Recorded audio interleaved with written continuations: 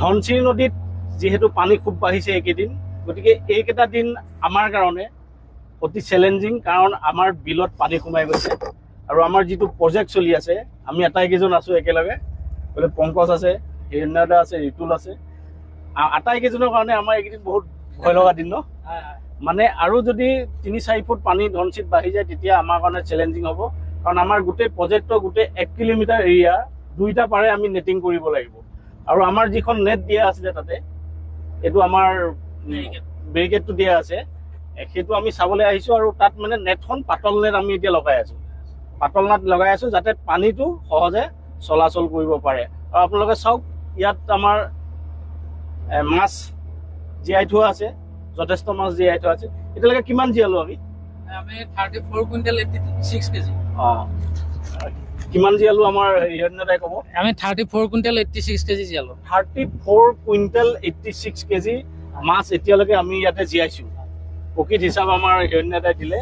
এতিয়া কথা হ'ল যে আমি এই নিবনুৱাসকলে নিবনুৱাসকলে বহুত ডাঙৰ এটা চেলেঞ্জ লৈ আছোঁ।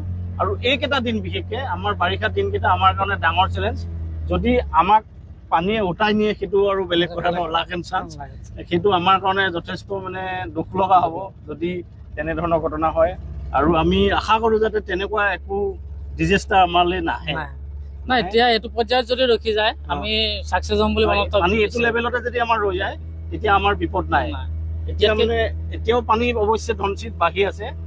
আৰু সেইফালে এটা যিটো ৰাস্তা আছে, ৰাস্তাটোত পানী সোমোৱা নাই, সোমাইছে, ৰাস্তাৰ ওপৰেদি বাগৰিছে। আৰু আমি আশা কৰোঁ যে চৰকাৰে যদি সেই ৰাস্তাটো বান্ধি দিয়ে, ওখকৈ বনাই দিয়ে, তেতিয়াহ'লে আমাৰ কাৰণে এটা বিপদৰ মানে কমি থাকিব, মানে এটা বিপদৰ সম্ভাৱনা আমাৰ কাৰণে কমি থাকিব। লুৰ্কিহাটৰ যিটো ৰাস্তা, লুৰ্কিহাটৰ ৰাস্তাটো যদি চৰকাৰে বান্ধি দিয়ে, যিটো ৰাস্তাইদি মানে ধনশিৰি পানীটো বাগৰি আমাৰ বিলখনত সোমায়, দুখুটিমুখৰ ৰাস্তাটো, সেই ৰাস্তাটো যদি বান্ধি দিয়ে তেতিয়াহ'লে আমাৰ কাৰণে এটা বিপদৰ সম্ভাৱনা কমি যাব। এতিয়া কি কি মাছ আমি দিছোঁ কওক? কি মাছ মানে ৰৌ আছে, বাহু, মিৰিকা, তাৰপিছত টুনু আছে, আমুল কাপ আছে, তেনেধৰণৰ মাছেই আছে। আৰু আমাৰ যিখিনি মাছ পোনা সেইখিনি আমি তেজপুৰৰ পাভৈৰ পৰা আমি আনিছোঁ, পাভৈ ফিছ ফাৰ্মৰ পৰা আমি আনিছোঁ। আৰু পাভৈ ফিছ ফাৰ্মৰ মাছ পোনা যথেষ্ট মানে গেৰাণ্টিড ন, গেৰাণ্টিড ভাল, মানে আমি ৰিস্ক ল'ব নালাগে। আৰু ইয়াত চাওক আমাৰ নেটিংখিনি আপোনালোকে চাই লওক, পুঠি মাছখিনি উজাইছে,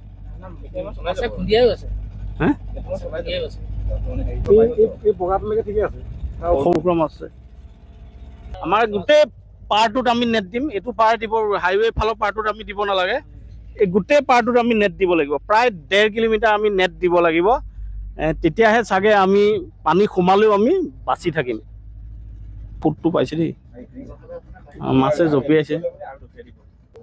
মোক খুঁটিবিলাক দেখুৱাচোন তই তলত, ক্ল'জ কৰিব পাৰিবি অকণমান, এনেকৈ দি দিয়ে। আমাৰ NIL-ৰ আমি সহযোগত আমি নিবনুৱাসকলে এই ডাঙৰ এটা প্ৰজেক্ট আমি কৰি আছোঁ। আমি এই বিলখন চাফা কৰিব পৰা নাই, সেইখন এখন আপোনালোকে দেখিছে হাৰ্ভেষ্টাৰ, এইখন আমি কেৰেলাৰ পৰা আনিছিলোঁ, কেৰেলাৰ পৰা আহিছিলে এখন।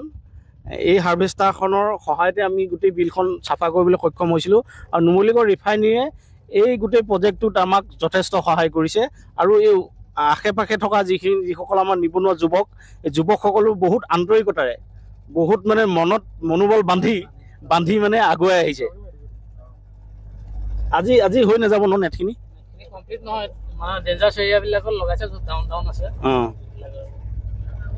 কিন্তু গোটেইখিনি লগাই দিয়াটো ভাল।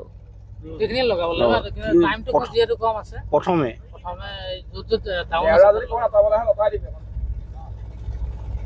ইক'টুৰিজিমলৈ আমাৰ লৈ গৈ থাকিম। আমাৰ লগত ৰিফাইনেৰী আছে, এই ৰিফাইনেৰীৰ ফালৰ পৰা আমাৰ পংকজ আছে, পংকজ চেঙাল। পংকজে কোৱা এতিয়া চেলেঞ্জ এটা আহিছে। চেলেঞ্জ মানে এইটো চেলেঞ্জবিলাক আহিয়ে থাকিব। আৰু এইবিলাক অভাৰকাম কৰি আমি কেনেকৈ ওলাই যাব পাৰোঁ সেইটোৱে মূলত।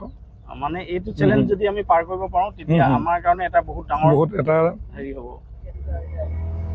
এইখন চব হাৰ্ভেষ্টাৰখন আপোনালোকক দেখালোঁ। গতিকে শংকৰ বিল, মৰঙীৰ এখন শংকৰ বিল, শংকৰ বিলক এক বৃহৎ ইক'টুৰিজিমলৈ আমি কেনেকৈ লৈ যাব পাৰোঁ, পৰ্যটন ক্ষেত্ৰলৈ কেনেকৈ লৈ যাব পাৰোঁ, সেইটো আমাৰ চেষ্টা চলাই আছোঁ। এইখন হ'ল উইথ হাৰ্ভেষ্টাৰ আৰু লগতে বাঁহ লৈ গৈ আছে আমাৰ। আৰু আমি বেৰিকেডিং কৰিছোঁ প্ৰায় 1.5 কিলোমিটাৰ এৰিয়া বেৰিকেডিং কৰি আমি তাতে মাছ পোনা মেলিছোঁ। আশা কৰোঁ আমি যদি সফল হওঁ এইবাৰ, তেতিয়াহ'লে অহা বছৰ আমি ইয়াতকৈ আৰু অধিক ইয়াতে মানে নতুন নতুন স্কিম এড কৰিবলৈ আমি সক্ষম হ'ম। এইখিনি কোটালিখিনি আৰু ইয়াতে বুটিং কৰিব পাৰিব। আমাৰ এনেকুৱা স্পীড বোট আৰু নতুন নতুন স্পীড বোট সংযোগ হ'ব। আৰু শোধনাগাৰ কৰ্তৃপক্ষই কৈছে যে আৰু 10খন স্পীড বোট ইয়াতে নতুনকৈ স্পীড বোট এখন, পেডেল বোট 10খন আহিব। আৰু তাৰ লগতে ওপৰত ছেট থকাটো হ'লে বেছি ভাল হ'ব। পংকজ সুবিধা হয়, বুটিং কৰিব পাৰে। আৰু এটা কথা কৈ দিছোঁ, আমি আটাইকেইজনে আচলতে সাঁতুৰিব ভালকৈ জানে কাৰণে আমি লাইফ জেকেট নিপিন্ধাকৈ আমি শিকিছোঁ। আৰু মই এইটো কথা সকলোকে কওঁ, যাতে স্পীড বোটতে উঠক, বুটিঙে কৰক, নাওতে উঠক। আজিকালি মাজুলীটো যিবিলাক ডাঙৰ ডাঙৰ জাহাজ, তাতো মানে লাইফ জেকেট পিন্ধাটো বাধ্যতামূলক কৰিলে। গতিকে আমি এইটো মেছেজ আমি দিব বিচাৰোঁ যে যাতে লাইফ জেকেট সকলোৱে পিন্ধি লয়। যদিও আমি পিন্ধা নাই তাৰ বাবে আমি দুখিত, কিন্তু পিন্ধি লোৱাটো একেবাৰে বাঞ্ছনীয়। আৰু আমি যিসকল পৰ্যটক আহিব ভৱিষ্যতে, তেখেতসকলৰ কাৰণে কিন্তু লাইফ জেকেটটো বাধ্যতামূলক হ'ব। মৰঙীৰ শংকৰ বিলৰ এইটো প্ৰজেক্ট চলি আছে। সেই আঁতৰত এটা কেচ কালচাৰ আছে, আপোনালোকে চাব পাৰিব। আৰু বহু লোকে কেচ কালচাৰটো দেখিছে মোৰ আগৰ ভিডিঅ'ত। ক'ব লাগিব এই ভিডিঅ' কৰোঁতে।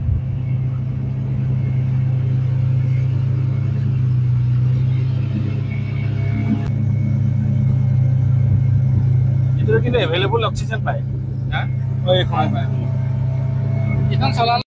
মাজে মাজে আমি ইয়াতে স্পীড বোটখন চলাই থাকোঁ। এইটো কাৰণে চলাওঁ যাতে ইয়াতে অক্সিজেনৰ যিটো পৰিমাণ, অক্সিজেনৰ পৰিমাণটো যাতে একদম ধুনীয়াকৈ এটা লেভেলত থাকে।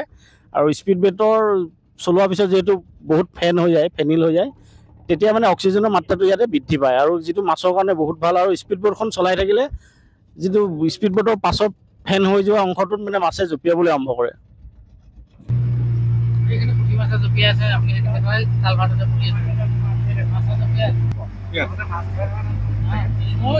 পাৰ্মানেণ্ট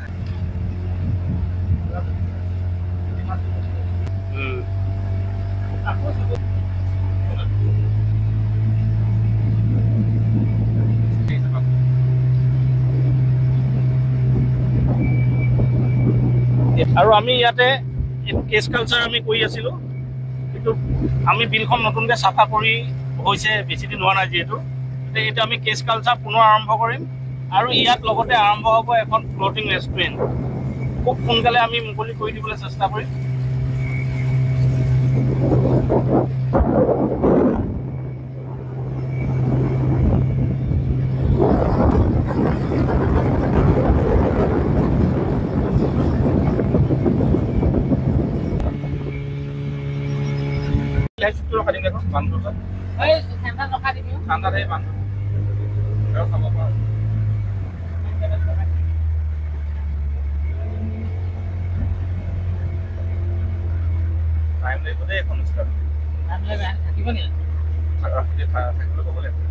পাৰ্টিটো ক'ৰ হয়? এইকেইটা আমাৰ লোকেল মানুহ, বাকী দুজন সেই হেৰিৰ পৰা নিছে।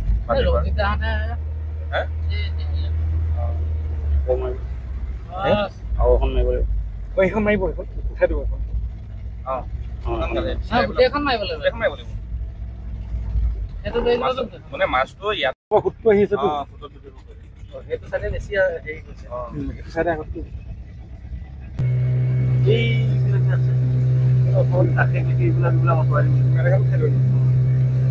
সেইটো ওপৰত বহাব লাগিব, অলপ ওপৰত বহাই দিব লাগিব।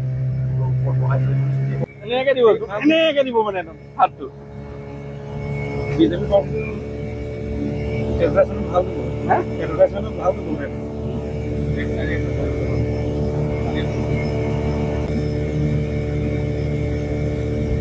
দিয়া।